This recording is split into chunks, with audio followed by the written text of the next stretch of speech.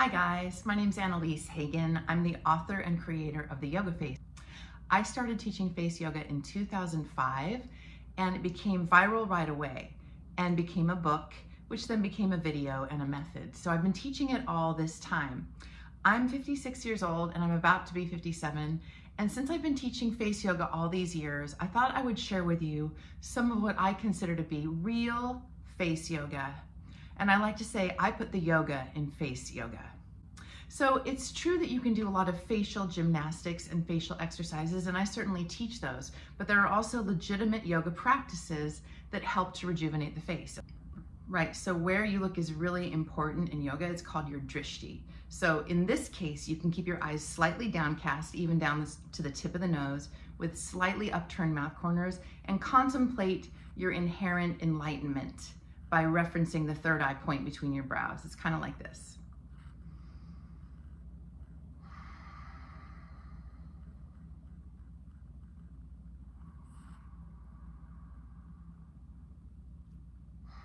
And I'm imagining all that light pouring from my third eye outward into the world, but also receiving it back in like the lens of a camera receiving light and then refracting inside. So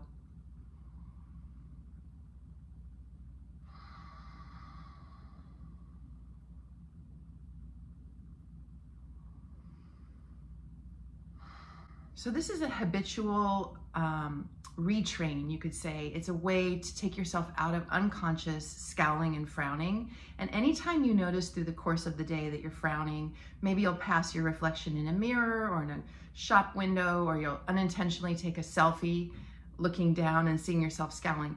Any reminder you can get to reset your face and just remember, my inner nature is enlightenment, compassion, kindness, and wisdom.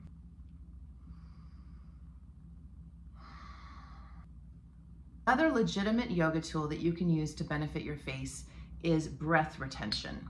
Don't push yourself too hard, and certainly consult a doctor before you try something like this if you have any heart issues or any breathing issues, and don't do it if you're pregnant. There's a tool called kubhaka, which is retaining breath. Breath in yoga is called prana, or life force. So we're going to do a bellows breath, which is a rapid fire exhalation through the nose. It's diaphragmatic pumping. For today, I'm just gonna do 20. So you'll inhale to a comfortable level, exhale everything out, inhale through the nose, and begin rapid, sharp exhalations like a nose blowing session. You might wanna have tissue nearby.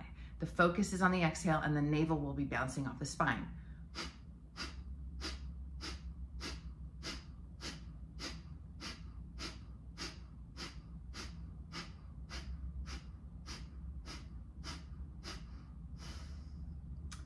After the exhalation series, I empty everything out. I'm gonna lift up the pelvic floor muscles, which are at the base of my spine at my perineum. That's the going to the bathroom muscles. And then I'm gonna draw in my navel to my spine, and I'm gonna lift those two energetic blocks up. They're your bandhas, Mula and Uddiyana Bandha, your energetic blocks. Lift those, engage them. It helps your posture too. And then you're gonna inhale to the upper chamber of the chest, and hold all that and just tuck your chin, but keep your neck long.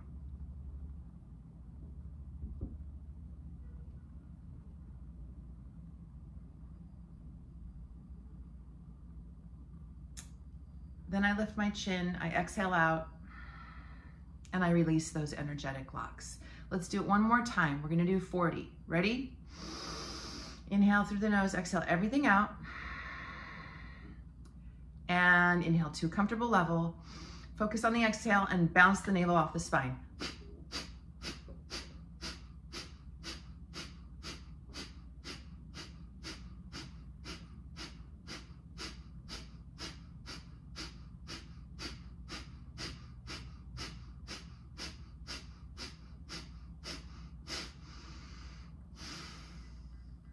When you near the end of a cycle, you slow it down.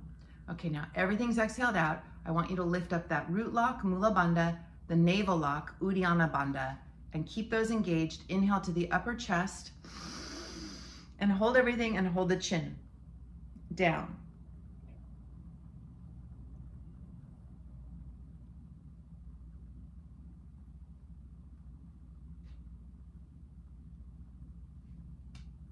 Lift your chin, exhale out. Release your energetic locks. When you're doing that breath retention, that's what kubhaka is.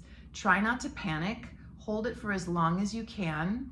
And we're trying to create a less reactive mind. So we might bump up a little bit of discomfort, but don't push yourself too hard, and certainly consult a doctor before you try something like this if you have any heart issues or any breathing issues, and don't do it if you're pregnant. That being said, if you did the kubhaka and you did the kubhaka and the kapalabhati, pranayama, you can see from my face, I just did it, I'm a little bit more illuminated in my face because I've subverted the downward flowing energy and I've lifted it back up and I've retained it, and it goes right to my face. The yogic term for this is skull shining breath. So you're literally bringing up oxygen and prana, life force, above the waist, up into the chest, up into the lungs, up into the face. Another wonderful thing about kapalabhati, that diaphragmatic pumping is gently massaging the heart. So it's really helping your circulation and getting out stale, old energy and sort of dead air. So it will increase your lung capacity, and it's also a great core strengthener, kapalabhati. And we recommend that you do it in multiples of 20. Usually the most I've ever done it in a sitting is 80 times. And you can do those in 4 sets of 20, or you could do a couple sets of 40.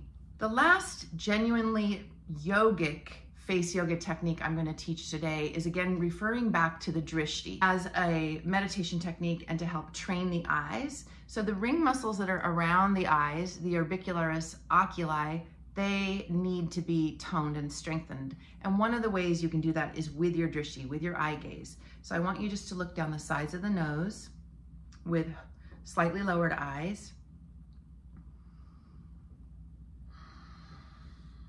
And breathe.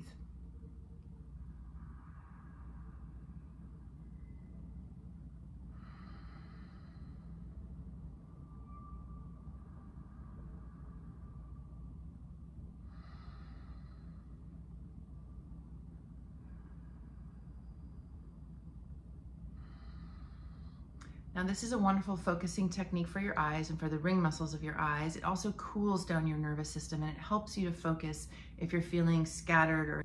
So those are real yoga techniques for face yoga. If you like my content, please hit the like button, subscribe, and share. I'm leading a retreat very shortly at the Omega Institute for Holistic Studies in upstate New York, June 7th weekend. So I hope to see you there.